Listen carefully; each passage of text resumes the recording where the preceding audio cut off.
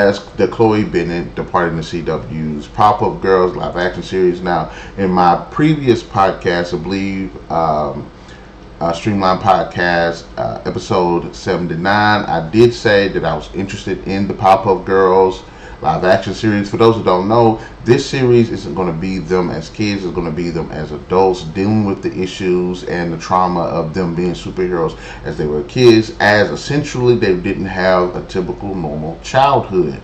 So I've always thought that was a really interesting premise. They had some decent casting, and Chloe Bennet is probably the most prominent one. For those who don't know, Chloe Bennet played Skylar, or Quake in Marvel Agents of S.H.I.E.L.D. And honestly, I've always really enjoyed her. She was actually one of the standout characters for me. Now, I'm not sure where you stand with this. Some people like her, some people don't like her, but I think she's actually was one of the better characters. Now, this is my thing. When the pilot did drop, it was not liked. And I think they even had a bit of the script itself was leaked online, and people didn't like it. And if the CW says they don't like the pilot, it was probably bad. But then again, it was probably good, and CW tends to mess up stuff sometimes. So it was probably good, and they just decided to make it bad. But now, what they were saying is it was scheduling conflicts. And as most people do suspect, and most people do know, that typically means went on. Now, whether it was on her part or CW's part, I don't know. This is what I kind of wanted to talk about, because I'm like, well, if it was scheduling conflicts, let me see what she's got going on. Maybe she's got a bunch of movies getting ready to come out. She's also starting another series or something like that. And so far, from what I could tell, she has nothing going on right now. So it's like, what scheduling conflicts is it? Now, like I said, I'm one of like the 5 people that actually want to see the series.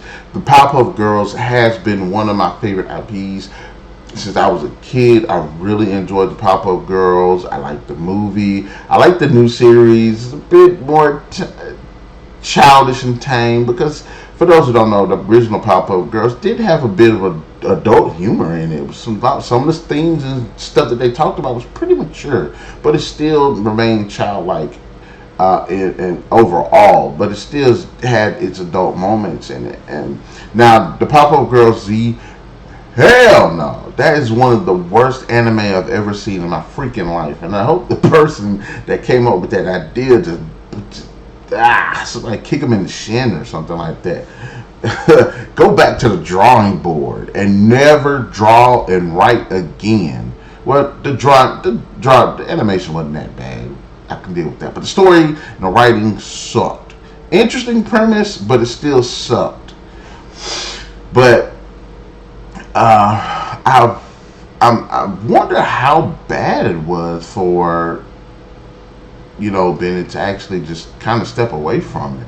Was it that bad to the point it would affect her career? Because if it could, look, if done properly, and this is an interesting IP to adapt to live action, and I've actually had interest in seeing it, particularly if they were young girls. The biggest example of this I could say is if they mashed, I don't know, Stargirl with Supergirl.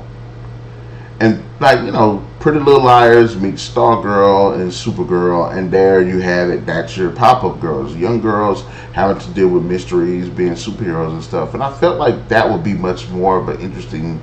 If I feel like that formula would fit better. As far as them being older, because you got to think about this. How we're going to portray these other characters. A lot of these characters were goofballs, they were idiots, they were stupid, they were funny, they were comedic characters. How is that going to translate to live action? The villains, how prominent are the villains going to be?